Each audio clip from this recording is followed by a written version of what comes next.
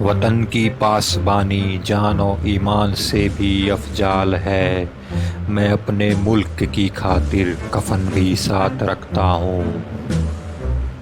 दोस्तों, ये कहानी है मंगल पांडे की। मंगल पांडे भारत के प्रथम स्वतंत्रता संग्राम के अग्रदूत थे। उनके द्वारा भड़काई गई क्रांति की ज्वाला से अंग्रेज शासन बुरी तरह हिल गया। हालांकि अंग्रेजों ने इस क्रांति को दबा दिया, पर मंगल पांडे की शहादत ने देश में जो क्रांति के बीज बोए, उसे अंग्रेज हुकूमत को 100 साल के अंदर ही भारत से उखाड़ फेंका। Mangal Pandey British East India Company के अंतर्गत 34वीं बटालियन बंगाल नेवी इन्फेंट्री में एक सिपाही थे।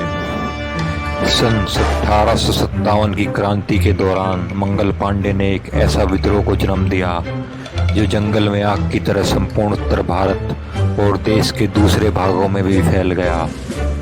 यह भले ही भारत के स्वाधीनता का प्रथम संग्राम न रहा, पर यह क्रांति निरंतर आगे बढ़ती गई। अंग्रेजी हुकूमत ने उन्हें गद्दार और विद्रोही की संज्ञा दी, पर मंगल पांडे प्रत्येक भारतीय के लिए एक महानायक हैं। मंगल पांडे का जन्म 30 जनवरी 1831 को संयुक्त प्रांत के बलिया जिले के नागवा गांव में हुआ था। इनके पिता का नाम दिवाकर पांडे था और माता का नाम श्रीमती अभय रानी था। सामान्य ब्राह्मण परिवार में जन्म लेने के कारण व्यवस्था में ही उन्हें रोजी रोटी की मजबूरी में अंग्रेजों की फौज में नौकरी करने पर मजबूर कर दिया। वे सन 1849 में 22 साल की उम्र में ब्रिटिश ईस्ट इंडिया कंपनी की सेना में शामिल हुए। मंगल बैराकपुर की सैनिक छावनी में 34वीं बंगाल नेवी इन्फेंट्री की पैदल सेना में एक सिपाही थे।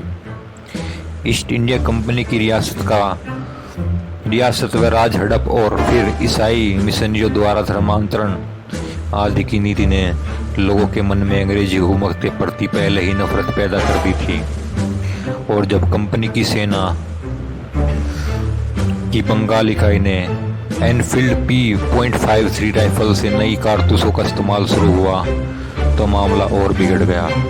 इन कारतूसों को बंदूक में डालने से पहले मुंह से खोलना पड़ता था और भारतीय सैनिकों के बीच ऐसी खबर फैल गई कि इस कारतूसों को बनाने में गाय तथा सूअर की चर्बी का प्रयोग किया जाता है। उनके मन में ये बात घर कर गई कि अंग्रेज हिंदुस्तानियों का धर्म नष्ट करना चाहते हैं, क्योंकि ये हिंदू और मुसलमान दोनों के लिए नापाक था। भारतीय सैनिकों के साथ होने वाले भेदभाव से पहले ही भारतीय सैनिकों में असंतोष था और नई कारतूसों से संबंधित अफवाह ने आग में घी का कार्य किया। 9 फरवरी 1857 को जब नया कारतूस देसी पैदल सेना को बांटा गया तब मंगल पांडे ने उसे लेना से इनकार कर दिया। इसके परिणाम स्वरूप उनके हथियार छीन लिए गए व वर्दी उतार ली गई। मंगल पांडे ने उस आदेश को मानने से इनकार कर दिया और 19 मार्च सन 1857 को उनकी राइफल छीनने के लिए आगे बढ़े अंग्रेज अफसर मेजर ह्यूसन पर आक्रमण कर दिया। इस प्रकार संदिग्ध कारतूस का प्रयोग ईस्ट इंडिया कंपनी शासन के लिए घातक सिद्ध हुआ और मंगल पांडे ने बैराकपुर छावनी में 29 मार्च 1857 को अंग्रेजों के विरुद्ध विद्रोह का बिगुल बजा दिया। आक्रमण करने से पहले मंगल ने अपने अन्य साथियों के समर्थन का आह्वान भी किया था, पर डर के कारण जब किसी ने उनका भी साथ नहीं दिया तो उन्होंने अपनी ही राइफल से उस अंग्रेज अधिकारी मेजर ह्यूसन को मौत के घाट उतार दिया, जो उनकी वर्दी उतारने और राइफल छीनने के लिए आगे आया था। इसके बाद मंगल पांडे ने एक और अंग्रेजी अधिकारी लेफ्टिनेंट बॉब को मौत के घाट उतार दिया, जिसके बाद मंगल पांडे को अंग्रेजी सिपाहियों ने पकड़ लिया। उन पर कोर्ट मार्शल का मुकदमा चलाकर 6 अप्रैल 1857 को फांसी की सजा सुना दी गई।